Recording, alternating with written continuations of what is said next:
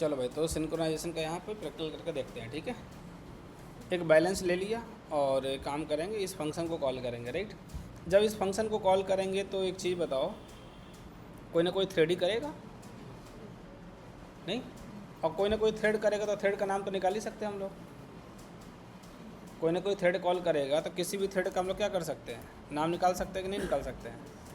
Thread dot current thread, नहीं, dot gate name. तो class यहाँ से जब हम थ्रेड डिफाइन करेंगे तो वहाँ पर नाम दे देंगे और यहाँ पे नाम क्या करेंगे, निकाल लेंगे। तो क्लास यहाँ पे हमें एक नाम मिल जाएगा कस्टमर का, नहीं, ठीक है, कि कौन कस्टमर ट्रांसफ़र करना चाह रहा है। अब यहाँ पे कंडीशन लगा देंगे भाई कितना ट्रांसफ़र करना चाहता है, नहीं, इफ़, ठीक है, उसका जो रिक्वायर्ड अमाउंट होगा, नहीं, अरे यार, इफ़ रिक्वायर्ड अमाउंट,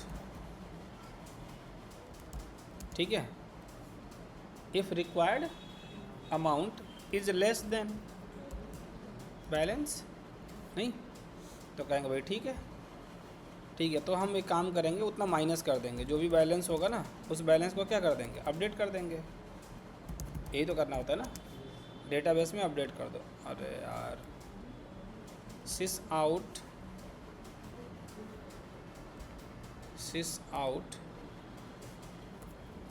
ठीक है, अपडेट द डेटाबेस, नहीं, अपडेट दी, ये JDBC का लॉजिक लिख सकते हैं, ठीक है, कि आज टेबल में जाओ और इतना माइनस करके आ जाओ। तो अभी नहीं है हमारे पास, तो काम करेंगे, हम ये बोलेंगे कि भैया जो भी आपका बैलेंस है is equal to balance minus का कितना कर दिया होगा उसने, जो रिक्वायर्ड होगा उसको माइनस कर देगा, ठीक है। तो ये हो गया आपका रिक्वायर्ड इतना आ गया, राइट। यहाँ पे फिर मैसेज दे सकते हैं, सिस आउट कंट्रोल स्पेस अवेलेबल, या नाम दे देते हैं उसका, नहीं, कस्टमर का नाम दे देते हैं, कस्टमर नेम, ठीक है, राजा यू हैव डेबिटेड, जो भी होगा, राजा या रानी जो भी कस्टमर होगा, राइट, यू हैव डेबिटेड, ठीक है ना, कितना अमाउंट, रिक्वायर्ड अमाउंट, ठीक है, एंड अवेलेबल बैलेंस इज कितना, बैलेंस, ठीक है। तो इतना हो गया ये। अब क्लास चलते हैं अपना थ्रेड डिफाइन करते हैं, ठीक है। अब थ्रेड डिफाइन करना है तो आप अलग से करो चाहे लेमडा से कर लो। मान लो क्लास हमने लेमडा से कर लिया, okay, runnable is equal to lambda, ठीक है। और काम क्या करना है हमें, लॉजिक क्या है, लॉजिक ये है कि भैया हमारा थ्रेड क्या करेगा, फंक्शन को कॉल करेगा। कौन सा फंक्शन, डेबिट अमाउंट, बस इतना लॉजिक करना है। नहीं तो हमें पहले क्या करना पड़ता, पूरा डिफाइन करना, क्लास बनाते, एक्सटेंड करते, रन मेथड ओवरराइड करते, फिर लॉजिक को लिखते, जहाँ पे हम लोग फॉर लूप लगा के हेलो प्रिंट करा रहे थे, नहीं। अब की बार क्या करना है, बस इसको लिख देना, bank customer dot debit amount, मान लीजिए क्लास 80,000 इनको डेबिट करना है, ठीक है। बैलेंस है कितना, 1 लाख, इतना डेबिट करना है इनको। अब क्लास इसी तरीके से thread T1 is equal to new thread, और यहाँ पे दे देते हैं लॉजिक जो भी आपका है, जो वर्कर का काम है, वर्कर का काम है डेबिट करना, वर्कर का जो काम है क्या है, डेबिट करना, लेकिन दो लोग अपना अलग अलग करेंगे, एक थ्रेड 1 अलग करेगा, थ्रेड 2 अलग करेगा। तो यहाँ पे कर देते हैं थ्रेड 2, ठीक है। रिसोर्स अभी हम सेम यूज़ कर रहे हैं दोनों में, राइट, दोनों थ्रेड को एक ही काम दिया गया है, राइट, एक ही मेमोरी होगी दोनों के लिए, ठीक है। अब T1 डॉट यहाँ पे सेट नेम कर देते हैं, T1 डॉट सेट नेम, इसका नाम रख देते हैं राजा, ठीक है। और जो दूसरा थ्रेड है T2, इसका नाम रख देते हैं सेट नेम, इसका नाम रख देते हैं क्या, रानी। ठीक है। और दोनों को स्टार्ट कर देते हैं T1 dot start and T2 dot start. T1 को भी स्टार्ट कर देते हैं और T2 को भी स्टार्ट कर देते हैं। ठीक है। और ठीक है, उस मेथड को कॉल कर ही लेगा। रन करते हैं इसको, रन एज जावा एप्लीकेशन। अच्छा, एक मैसेज तो नहीं दिया ना, एल्स मैसेज भी हम लोग दे सकते थे। ठीक है। एल्स मैसेज इसमें देखो कुछ गड़बड़ आ रहा है। राजा यू हैव डेबिटेड 80,000, दोनों डेबिट कर रहे हैं। दोनों क्या कर रहे हैं, दोनों डेबिट कर रहे हैं। एल्स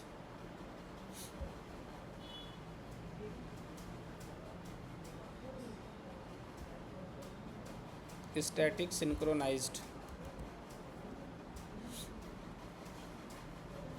एल्स में class control D,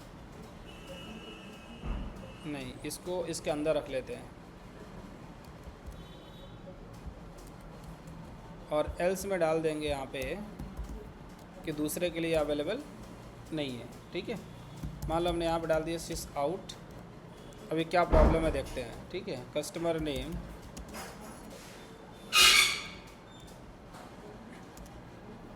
insufficient balance, insufficient balance. ठीक है। Raja you insufficient balance in your account. चलो इतना रन देता मैं ऐसे। ठीक है। ये कर लिया हमने कि इसके लिए यहाँ पे जो जाएगा तो उसके लिए इतना डेबिट कर देगा, उसका बैलेंस बता देगा। ठीक है। और इसके लिए उस टाइम पे क्या बोल देगा कि इनसफिशिएंट है, राइट।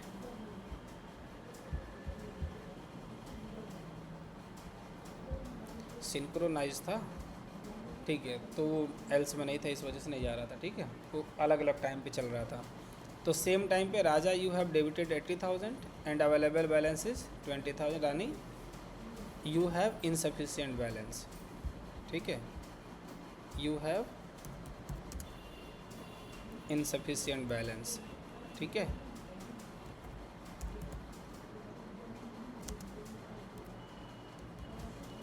बैलेंस ये नहीं है।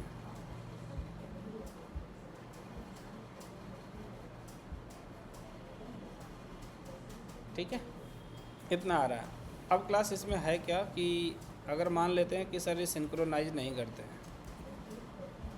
ठीक है। सिंक्रोनाइज नहीं करेंगे तो कोई दिक्कत है नहीं, लेकिन दिक्कत हो सकती है।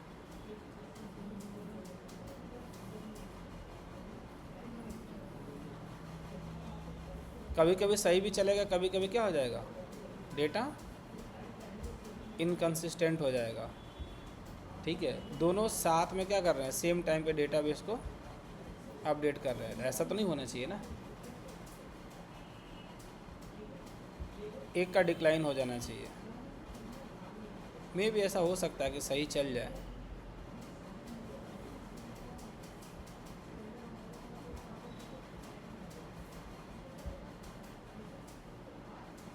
लेकिन ये प्रॉब्लम नहीं होगा जब हम किसका यूज़ करेंगे, लॉकिंग का कॉन्सेप्ट करेंगे। लॉक कर देंगे कंट्रोल जेड सिंक्रोनाइज्ड। ठीक है।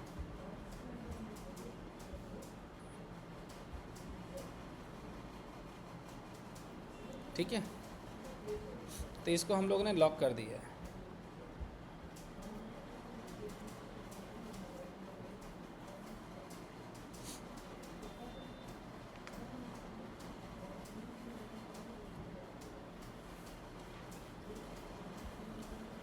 तो क्लास ये कौन सा था हमारा, क्लास लेवल लॉकिंग्स यानी सिंक्रोनाइजेशन। ठीक है।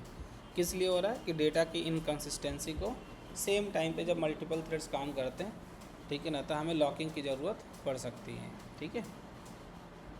इसी को क्लास हम किससे कर सकते हैं, ऑब्जेक्ट लेवल सिंक्रोनाइजेशन। ठीक है। ऑब्जेक्ट लेवल में क्या होगा, वहाँ पे हमारे जो फंक्शंस होंगे कैसे होंगे, नॉन स्टैटिक होगा। डेटा को भी क्या करते हैं, नॉन स्टैटिक, अलग अलग ऑब्जेक्ट में चला जाएगा। ठीक है, अब यहाँ पे बाकी लॉजिक चलो सेम रख लेते हैं, ठीक है, लेकिन जो फंक्शन कॉल होगा वो क्लास नेम से ना करके ऑब्जेक्ट से हो जाएगा। अब यहाँ पे हम एक ऑब्जेक्ट ले लेते हैं। कौन सा ऑब्जेक्ट हमारा वहाँ पे कौन सा था, bank customer. Bank customer is equal to new bank customer, ठीक है, और bank customer dot debit amount, right, 80,000। ठीक है, तो ये हो गया आपका, और सेम रिसोर्स यूज़ कर रहे हैं, राइट, एक ही ऑब्जेक्ट पे हम फंक्शन को क्या कर रहे हैं, कॉल कर रहे हैं। अब यहाँ हमारे 2 थ्रेड उस पर काम करने वाले हैं, तो क्लास अभी इसको हम अगर सिंक्रोनाइज्ड नहीं रखते,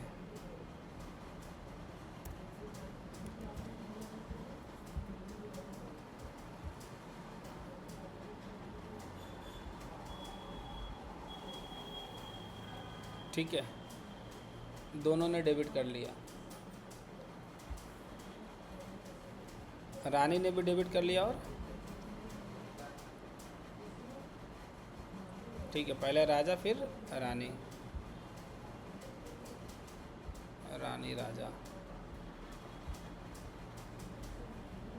अब राजा और रानी। लेकिन क्लास इसको बताना पड़ेगा कि ये कैसा रहेगा हमारा, सिंक्रोनाइज्ड, सिंक्रोनाइज्ड। अब क्लास यहाँ पे ऑब्जेक्ट लेवल लॉकिंग होगा, सेम ऑब्जेक्ट होगा तो दूसरे को चांस सेम टाइम पे, अरे यार अभी भी मिल रहा है, देखो क्या दिक्कत है, कुछ गड़बड़ कर दिया क्या।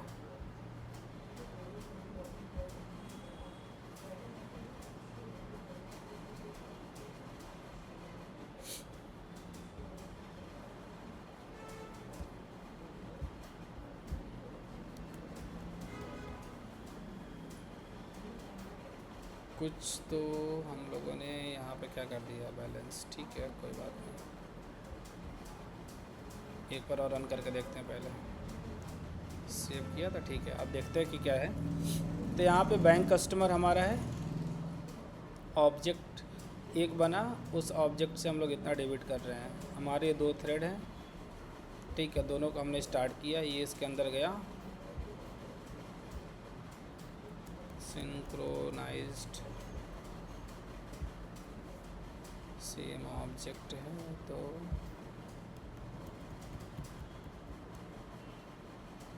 Required balance less than balance, update the DB, balance is equal to balance minus something, in available, यहाँ पे नहीं जा रहा ना,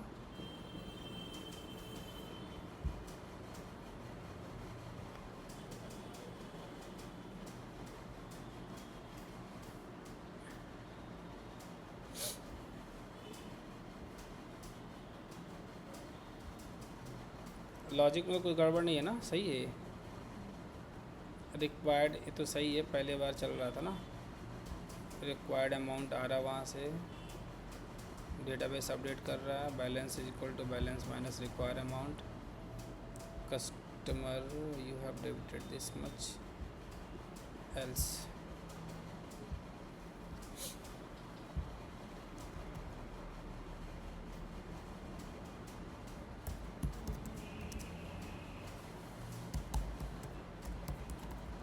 सिंक्रोनाइज्ड,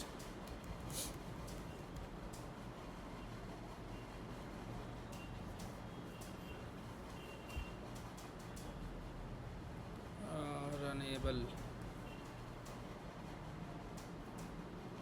सेम रिसोर्स है, this is runnable, runnable,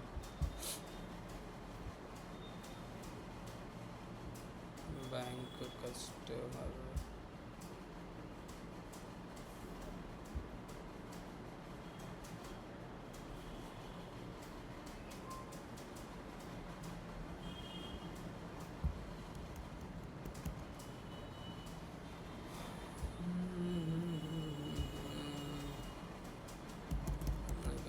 static होगा तो एक जगह चला जाएगा।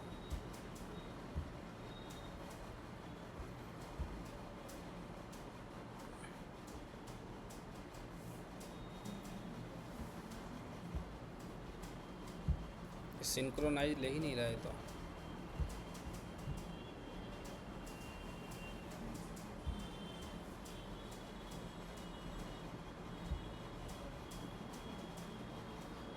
इससे अलग अलग मेमोरी में जाएगा।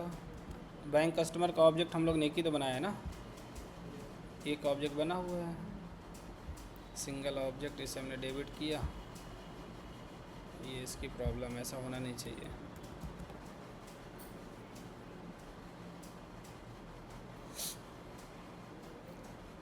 T1 T1 T2 T1 T2 सही है, सही है, सही है, इसमें कोई प्रॉब्लम नहीं है। ये लोग अपने कोड पे चला कर देखना ज़रा, इसको सेंड करें।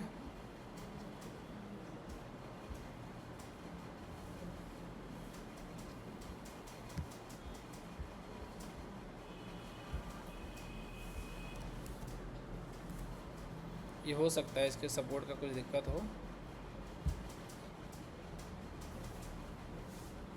तो इसमें जो है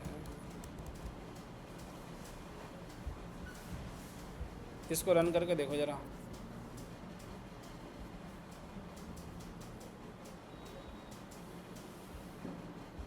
वैसे तो कोई इशू मेरे तरफ से डबल इनिशलाइज हो गया। डिफ़ॉल्ट वैल्यू 1 लाख है ना, वैल्यू सही दिया है ना। वहाँ पे कितना वैल्यू दिया है, कम तो नहीं दे दिया यार, 80,000 दिया है। हाँ ठीक है, T1 T2 दोनों अलग दिया है, तो ये तो होना ही नहीं चाहिए। अपने में चला के देखो भाई सिस्टम में।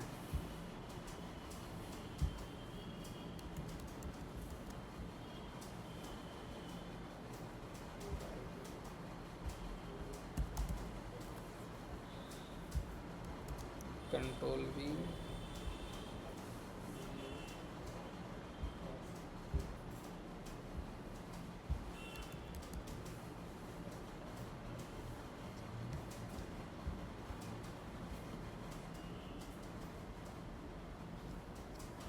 चैट GPT में किसको दिया था इनसफिशिएंट बैलेंस का।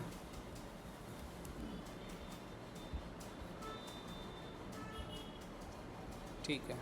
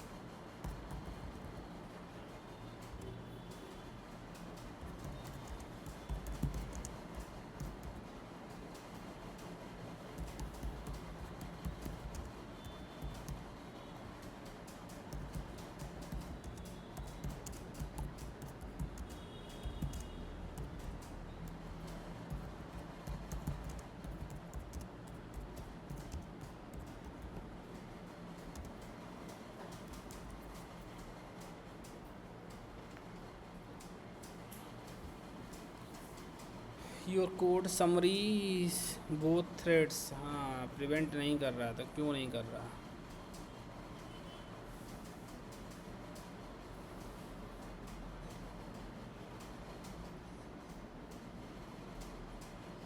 आहा, दो ऑब्जेक्ट में चला रहे हैं ना हम लोग।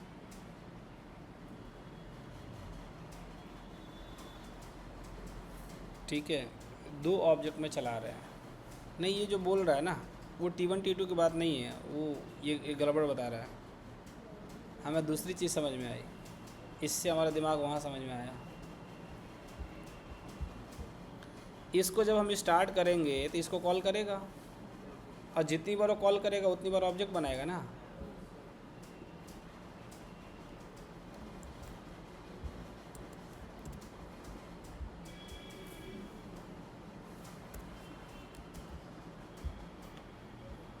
अभी तो बोला था कि सेम अगर अलग अलग ऑब्जेक्ट में करेंगे तो हो जाएगा, सिंक्रोनाइजेशन से कोई दिक्कत नहीं होगी।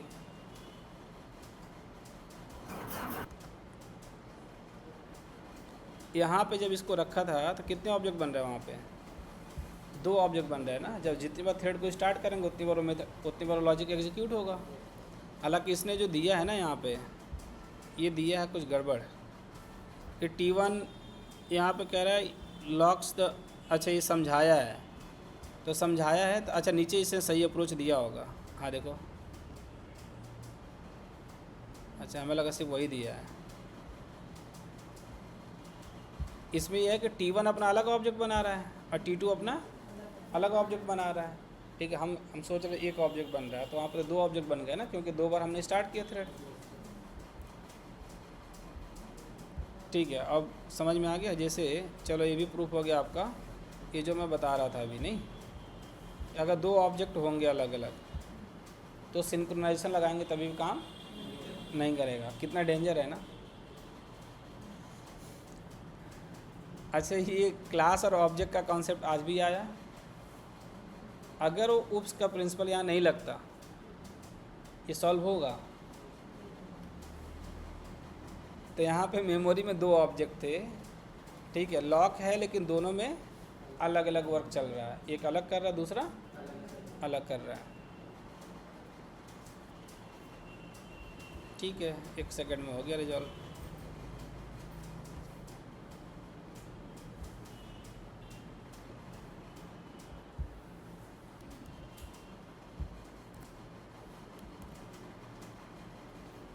ठीक है, तो ये हो गया आपका ऑब्जेक्ट लेवल सिंक्रोनाइजेशन। ठीक है,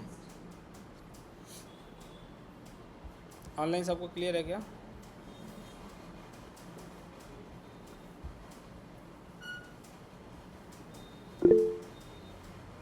शिवम, अस्मित, नमन, सुहेब,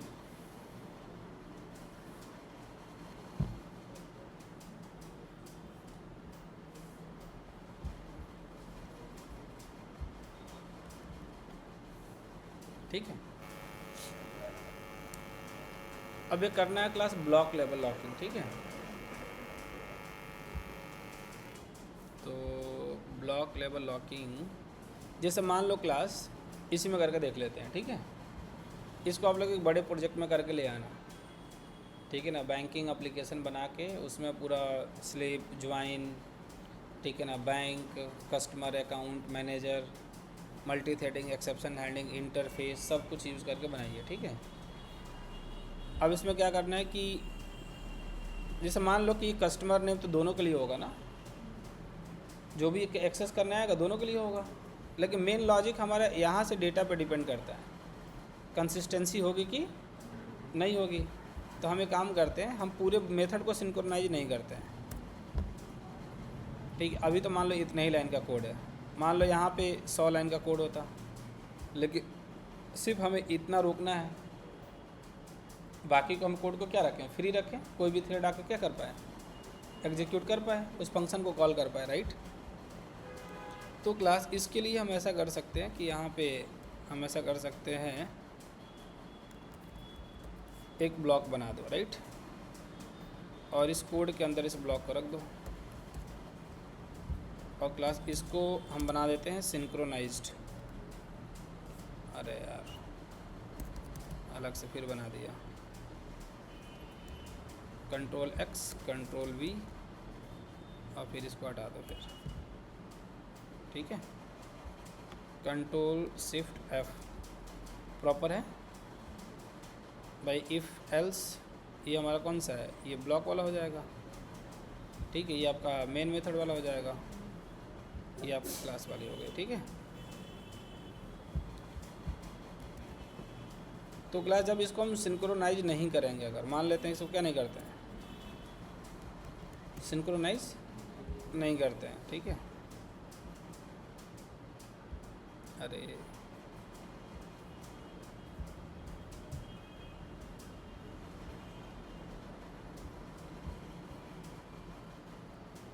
ठीक है, ये प्रॉब्लम आ रही, इसको कर देते हैं सिंक्रोनाइज्ड।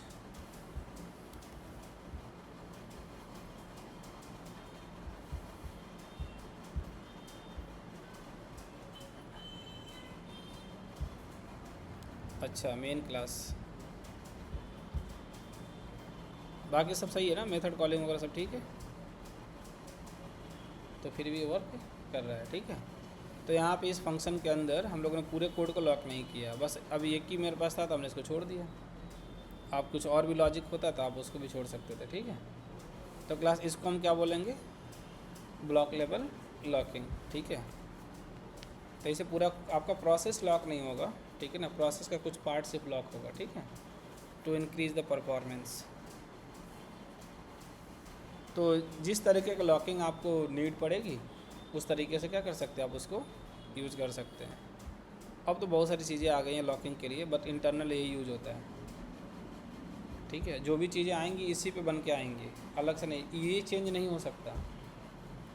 जावा का सिंक्रोनाइज को जो प्रोसेस है ना करने का, वो कीवर्ड चेंज नहीं हो सकता, रहेगा वही, भले आप इसमें कितने भी मेथड लेके आ जाओ। अब तो डायरेक्ट लॉक मेथड भी है, लॉक कर दो, ठीक है ना, तो लॉक मेथड कॉल कर दिया, अनलॉक कर दिया, ठीक है ना,